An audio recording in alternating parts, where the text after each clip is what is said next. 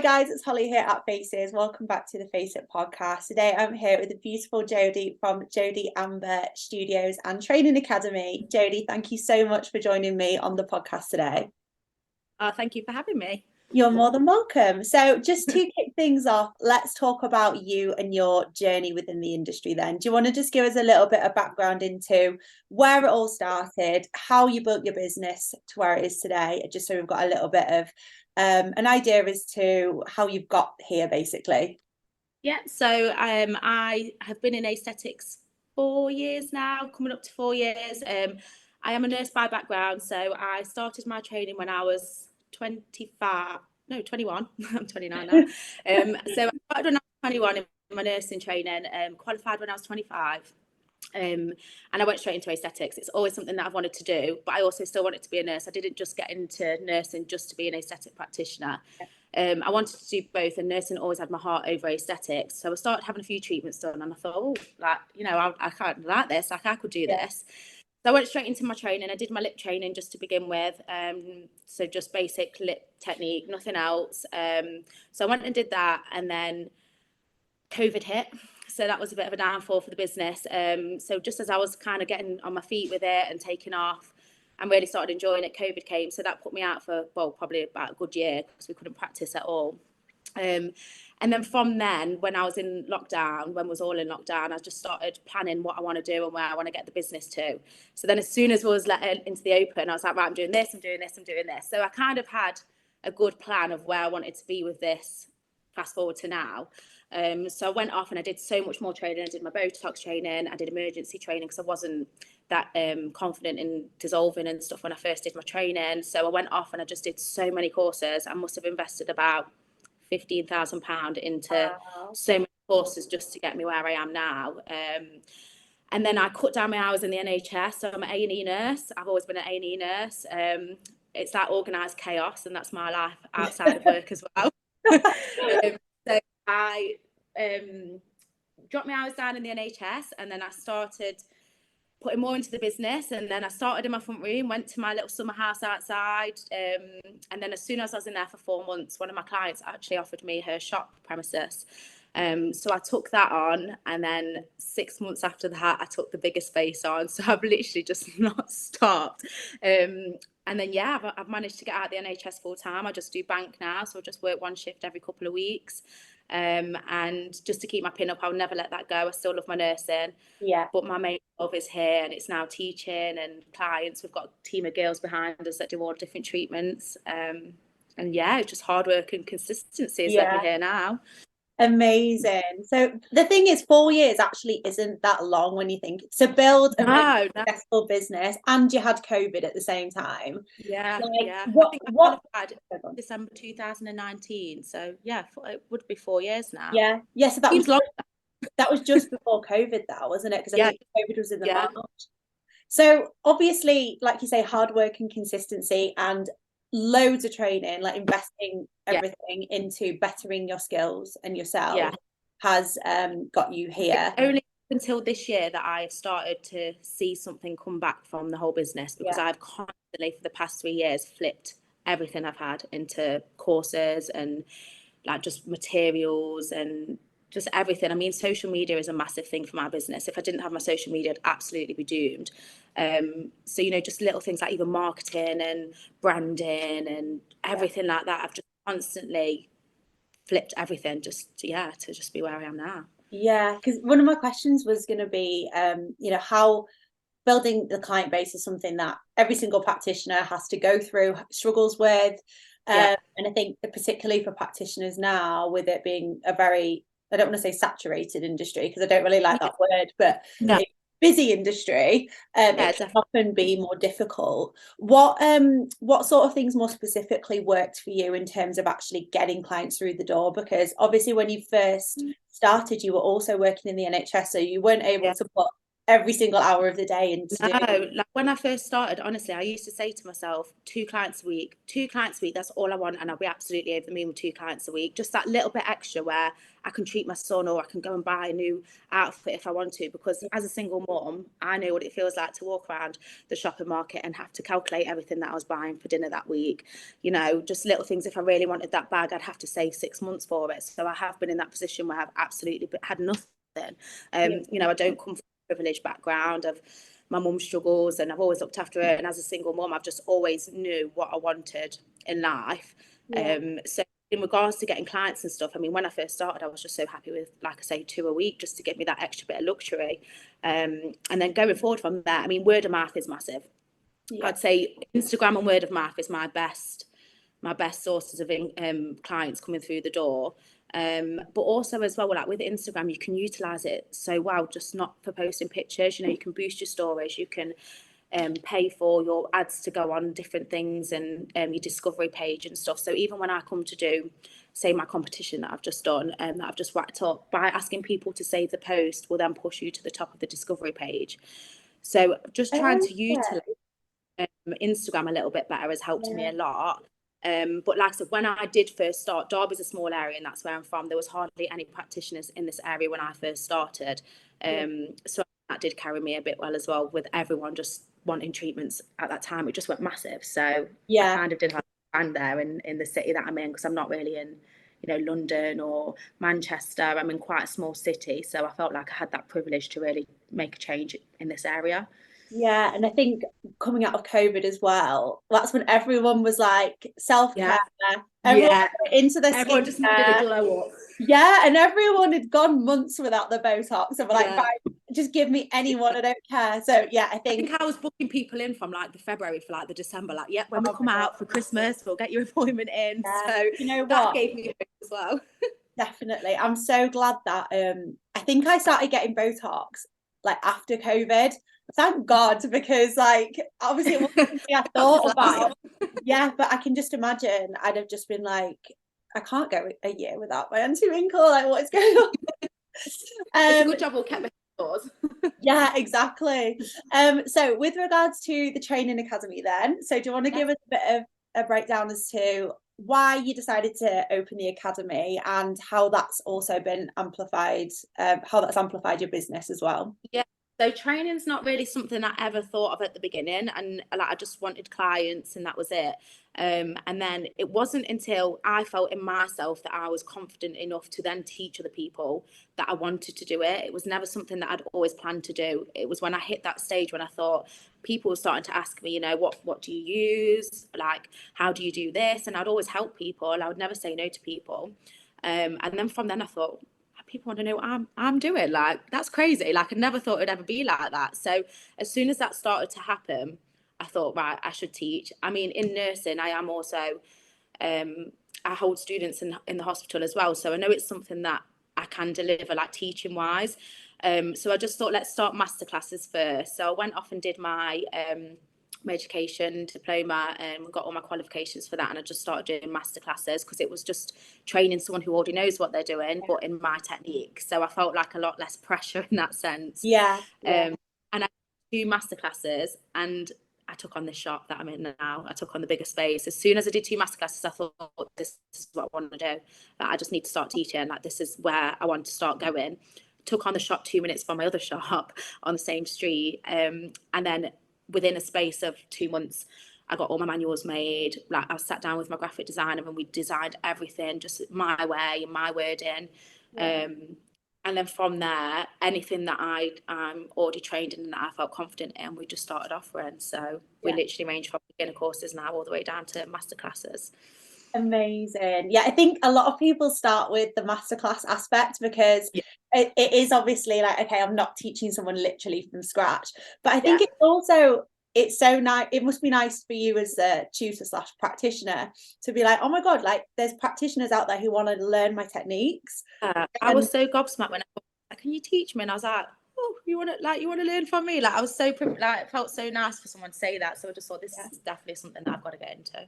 Yeah, no, absolutely love that. So I think there's a lot of people who maybe feel like becoming a training academy is the natural next step into aesthetics, and yeah, it's really not the case, because like you say, you had that passion there, you decided like, oh my god, like this is for me, you know, this is something that I really enjoy, that I want to do. But I think there's a lot of practitioners out there who kind of do it just because they see it as the next thing. yeah. I don't didn't like felt that. forced to do that at all. I didn't, like I say, teaching was never something that I ever really wanted to do, until I felt confident enough and that people were starting to ask me, and I thought maybe that this is something that we can try out. And that's why I started with the masterclasses, and then as soon as I did them, I just thought, yeah, this is for me. Like, I need to teach. And like support wise and stuff as well, it is a lot of responsibility to take on students, like massive responsibility. So, I mean, support-wise, we always had to make sure we had that support system in place for the students. That's where I started taking on a bit more staff and stuff to cover. I mean, there's only so much I can do with one pair of hands. And it got to the point where we was having, like, when we first started teaching, it's not until the last couple of months where teaching has just blew up at the moment. I was so overwhelmed with students, which is amazing. But at the same time, I never want to go beyond my depth. So I always need to make sure the support systems are in place, that everybody's still getting me straight away and not 2 days later. So my PA came in, and I've now got a PA that works alongside me, and she's amazing. And you know, we set model WhatsApp groups, so we have all the WhatsApp groups. They have an emergency number for us. You know, we're always in clinic. They always just nip in and see us, FaceTimes and stuff. So I will never go beyond my depth when it comes to teaching. As long as I can always still look after my students from 6 months ago and still my students now, then I'm happy. Yeah, 100%. And I think that again is something that so many practitioners seem to have sort of had when it comes to training. It's that lack of support, isn't it? Yeah. I think pretty much everyone has been to like an academy where they've thought, well, like I really didn't like that academy. yeah, or like, great, I've got about 10 questions, and then just ignoring me. So I think for a lot of people, particularly if they're looking to get into the industry now, like I feel sorry for those people, because it's like, oh my god, like there's so many academies, so much choice, and a lot of academies promise the world and like, oh my god, we'll support you, we're lifetime support, all of this, and then that it really isn't the case. What advice would you give to someone who's looking to train and kind of doesn't know where to start with choosing an academy? From scratch, if they were starting from scratch, I think the main thing, and I don't know if you saw the other day, Lindsay Owen hit it on the head with her post that she posted. Yeah, was it the reel she did about the like started out? Yeah. So basically, everything she said in a nutshell, like I related to it so much. As anyone that starts out with us, you know, we give them a breakdown. If someone says, "Oh, Jodie, I want to start from scratch in aesthetics and stuff," we'll give them a full breakdown of the whole course and what they expect. But also at the same time, what I will say to anyone starting out in this industry is you can't do 4 days and then you're going to be fully fledged and you're going into the industry and you're going to be making £2,000-3,000 a week. It doesn't work like that.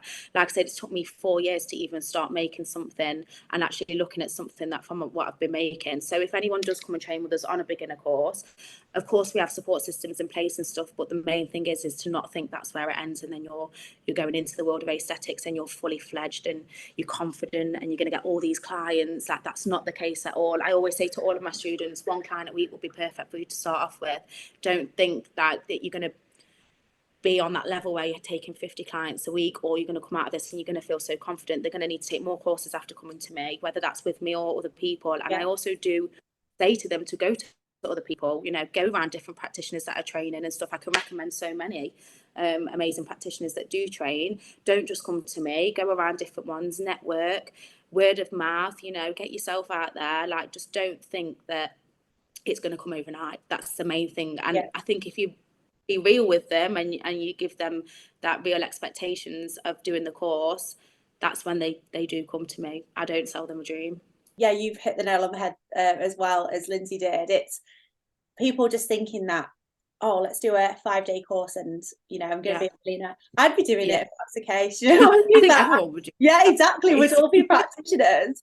And yeah, I think going to different academies as well is a good point, because you're gonna learn something new with every academy you go, whether it's down to like the I don't know, like aftercare, like consultation process, like clinic inspo, like whatever it might be. I think be around 6 lip masterclasses now within the years that I've been training, 6 different ones, and all their lips are amazing. But even when I go there, it will be just something so small that I learn that's different compared to the other one.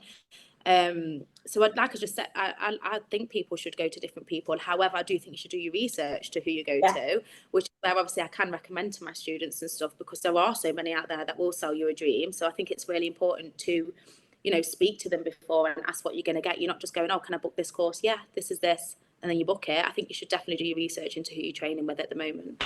Yeah, definitely. I completely agree with that. So just moving on to something else then. So you have won some awards, which is incredible. So huge congratulations. Do you want to give us a little bit of... It's just in my eyeline up here. Amazing. Amazing. And it's the first time you've won an award, isn't it? First time, yeah. Absolutely gobsmacked that one. I genuinely did not expect to win at all. Like, So how did you feel when, first of all, you got the nominations, but then you won 2 awards, not even just one? How it works. So I actually wasn't going to go to these awards. I've done a few. I did Hair and Beauty Awards this year, and I came 3rd place for Top Rising Star, and that was a bit of a last minute one. So I was dead happy that even then I got 3rd place for Top Rising Star. And then my friend, who's also in the industry, I did a masterclass with her, and she was like, oh, I'm going to these awards. And I was like, oh, I'll come. Like, just everything was closed, all the entries. And then she said, they've just opened some new entries up. So I was like, oh, wow, I'll give it a go then. I'll apply for them. And then we reached finalist status. So we planned to go together, and we like booked the hotel. And I was just more excited to go with her. Like, we've not been out together before. I was like, you know, like, this is so good. If we win, bonus. And I won 2. So I was absolutely... I was so grateful. It was such an amazing experience. Oh, that is literally amazing. Like, that just must be such a proud moment for you to be like, all of that hard work, the blood, sweat and tears that have gone into this, like that is like best aesthetic entrepreneur and best at facial sculpting. So just the best awards. I'm so grateful. I can't believe it. What's like the process with the awards? Do they, like, how do they decide? So I think different ones won differently. So I'm actually a judge also this week at the UK Beauty Awards. I'm judging them for social media best influencer. But so the way they do it, they send us the applications. But I think for stuff like this, I know that there were specific judges for each category for the MBAs. So I think that I don't know whether they have picture. I think if it's pictures of like lips and stuff, I don't think they put the names on them. I think they'll just send him the pictures of the actual. Best at facial sculpting, I think they would have just had the pictures from my work without my name or anything like that on. I'm not sure how Best Aesthetic Entrepreneur worked, because that was more of a detailed form that we filled in. So I'm not sure how the MBA works, but either way. And you're a judge, so now that is incredible. That is so cool. I would love to be a judge for something like that. I'm so excited for that. That's a bit, I feel a bit out of my comfort zone, but at the same time, like, I'm just really excited. I mean, like I say, it's not an aesthetic category either, so I'm actually really happy with that, because I just feel like it would be too hard. So I feel like social media, like, I'm not claiming to be an influencer, and I actually think I'm far from it. However, I have grown my followers authentically. Every single follower that I've had is authentic. Like, I've never, cheated Instagram or bought followers or anything like that. So I feel so proud of myself that I've even gained 6,000 human beings that want to watch what I do and my work. I don't even think half of it is my work. Well, I know, not to toot my own trumpet, I'm good at my work, but I also feel like it's as a person, because I'm so authentic on there. I'll go on my rants on there, I'll post funny stuff on there. I'm not just all my work, it's just me as a person as well. So it's just an amazing thing to know that I've got 6,000 people that want to watch me. That's a lot of people as well. Like, that is a lot of people. I mean, to some people, like, who massive influencers, it won't be a lot to them, but to me, like, it's absolutely huge. So it's a great milestone, I think. Absolutely. Well, huge congratulations on your awards. Another thing I just wanted to talk about as well, Jodie, is you are a Lumifil ambassador. So I think I see practitioners becoming ambassadors for lots of different brands, which I think is amazing, because naturally as a practitioner you get I guess, sort of drawn to different brands that you like to use across different treatments. How did that come about, and how has that sort of helped with running your business? So with Lumifil, absolutely love Lumifil. I've worked with Lumifil since 2021. So they're quite a new brand. And I think I was in the second month of them starting out that I was an ambassador for them. And it was actually quite early on in my career in aesthetics as well, because I only started in 2019. So minus COVID. So yeah, I became an ambassador in 2021 for them when they reached out to me. I started using their filler, fell in love with it, and I've never used a different filler since. The whole company as a whole, absolutely amazing. It's a family-run business. Yeah. So it's quite a small knit business from the UK, Manchester, Warrington near Manchester. They're just amazing. Like, they've looked after me from day one. Their filler, I think the results speak for themselves. I've always had great results from their filler. And yeah, I just feel really proud to be able to represent them. And now we are actually stockists for them in Derby as well. So we actually wholesale Lumifil from the Derby area. So also for your students, that's amazing, because even when they're training, they can get some. Obviously, like, local practitioners can as well. That's amazing. Yeah, they are a fantastic brand.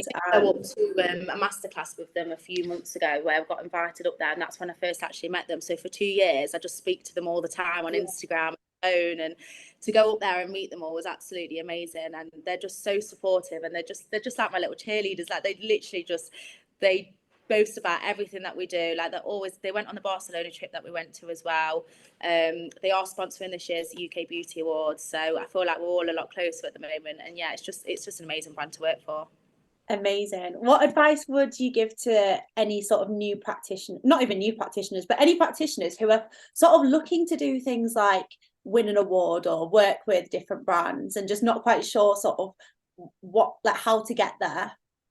I definitely think that if anyone's working with brands or they're going for awards, they have to, one, believe in themselves. Like, to go up for an award, you have to believe in yourself and put yourself out there. It is quite scary and daunting. Like I say, when I went to the Hair and Beauty Awards, I was so out of my comfort zone. I was like, I'm never going to win against all these people. And like I said, sometimes it can be a bit disheartening. Not that I expected first, but, I felt like I put so much in. Like, sometimes I think, well, why didn't I? But I just feel like you can't yourself up about that. You just have to keep going for it. And even these second awards, like I said, I wasn't that overly like, oh yeah, I'm going to go for these awards. I mean, I'm glad I did, but I just think you just definitely have to put yourself out there and believe in yourself. Like, no one else is going to support you more than yourself, so you have to definitely keep putting yourself out to these things, and when the time's right, you'll get it. You'll get the results 100%. From it. Yeah, no, great advice. Thank you for that. So just to finish on a positive note, then, what is to come for your brand and your company in the next sort of 12 months? What exciting things have you got going on? So hopefully I'm going back to university in the new year. I want to take my prescribing course, so that's something that I definitely want to get on the cards. Even just in nursing as well, if I ever have my prescribing behind me, it's going to take me further in nursing, and it's going to take me further in aesthetics. So that's definitely something that's on the cards. Whether it will happen first thing in the new year, I don't know, because my life's absolutely crazy, but it's definitely in the pipeline. I won't say too much on it, but we're trying to take the business international at the moment. Incredible. So not too much, because it's all still in the pipeline, but hopefully that's something that we can get to over the next short period of time. Can you give an indication as to where? Because I've got an inkling, just my thoughts. So I have a best friend who I did my nursing with, who lives in Dubai. That's what I was thinking, because I saw when I was looking at your Instagram, I think I saw a picture of you in Dubai, and I was like, I can see her in Dubai, and you have to be a medical professional, don't you, as well? Yes, we're looking into it and going into a bit more depth at the moment. I feel like we need a lot more healthcare professionals that are going to work with us to make it work out there. So with my friend already having a DHA license and everything out there, it's in the pipeline, but there is a lot of hurdles to jump through first. But that's definitely something that I want to do within the next short period of time. Oh, fantastic. Yeah, so that's definitely on the pipeline. My prescribing and my level 7, hopefully. Amazing. Actually, I was going to finish on a positive note, but I do also want to ask you on your thoughts on the regulation. Yes. Because obviously you're a medical professional, obviously going to be doing your prescribing level 7, which is like I don't want to say top tier because that just sounds like everyone else isn't. I'm just trying to get to the top. but do you know what I mean? Like if you're a prescriber, aesthetics practitioner, in terms of what the regulations may bring, you know, that is going to put you in a great position. Don't get me wrong, I feel like us medics have a lot more leeway in the industry to be able to get qualified in more things. However, I completely disagree with medic versus non-medic. Completely. I don't agree with it in the slightest. I have non-medic friends who are aesthetic practitioners, and I think they're absolutely amazing. Coming into the industry, Sophia Bailey has always been someone that's always been my role model in this industry. She's a non-medic and she knows her stuff. She's absolutely insane at what she does. Same for a few other practitioners. You know, my best friend who works with me is a non-medic and she's just got into aesthetics. I have other friends that are non-medics. So I completely disagree with anything like that. I think it's easier for medics to gain more qualifications in that aspect. However, I don't agree with the medics, non-medics. It'll be a shame if the regulations do say that non-medics can't practice. I don't think that will happen. However, I do think there'll be a little bit more tougher on them to get other qualifications or work under medics, which I do think there should be new regulations coming into place. And I also agree with the JCCP putting in the register for aesthetic practitioners. You know, as a nurse, I have to register for the NMC for my PIN every single year on that register. I definitely think it should be the same. We're dealing with needles and dealing with people's faces and bodies. You know, you've got to be safe. Yeah, 100%. No, I completely agree with you on that. I think this whole medic non-medic like divide, it's very just, it's boring, isn't it? And it is, yeah. And I just feel like it doesn't define someone as an aesthetic practitioner at all. As a nurse, the training I went through to become an aesthetic practitioner touched nothing on what I did in my nursing. I think the only difference, and I will say this, and I say this to all my students, the only difference is that I think nurses are trained more in complications and that kind of management. So if someone faints, we don't panic, like we know how to deal with it. If someone has an anaphylactic shock, I see it in A&E on a daily basis. So I just feel in that instance, that's probably the only thing that we have more confidence in. But that's not to say non-medics can't go off and train in these kind of things and become as confident as us nurses in it. Yeah, I agree with that. I feel like that wasn't a positive note to finish on. I want to ask you one more question. So this might be something that we've already covered already. However, is there a specific client that you have done treatments on, or a specific sort of period or event that's happened within your career which just you think back on and you think, do you know what, like I'm just so proud of that? Obviously you've won your rewards and you've expanded, but is there anything else that you've not mentioned? So I recently got approached by the UK Salon magazine. This was around about 10 months ago now. I mean, I should boast about it a bit more, to be fair, because it's actually a really good achievement. I got approached by the Salon magazine around 10 months ago, and they wanted to run an article on me over 3 months in their magazine. So we did that at the start of the year, and we had a full page issue in their magazines for 3 months running. So that was a massive achievement as well. Incredible. Oh, do you know what? Yes. Everything just seems to be falling into place for you, and I can't wait to see what happens over the next 6-12 months. Dubai, judging, getting some more awards. Like, it's just incredible. So huge congratulations, and I think some really great advice there for any practitioners looking to do further training and just generally sort of potentially needing a bit more advice and a bit of confidence. If there's ever any practitioners that would like to, give me a message, or ever need any advice getting into the industry, or even just little things that won't even require them to come in, my inbox is always open to anyone who wants to ask me anything. Queens support queens, and I'm here for everyone. I want to see everyone win. So. Amazing. And we'll put all of Jodie's links in the description, so if you do want to inquire about training or drop her a message, then you can find some information there. Jodie, thank you so much for coming on the podcast. I've really enjoyed it. Thank you so much. All right, lovely. I'll speak to you soon. Bye. Thank you so much. Bye.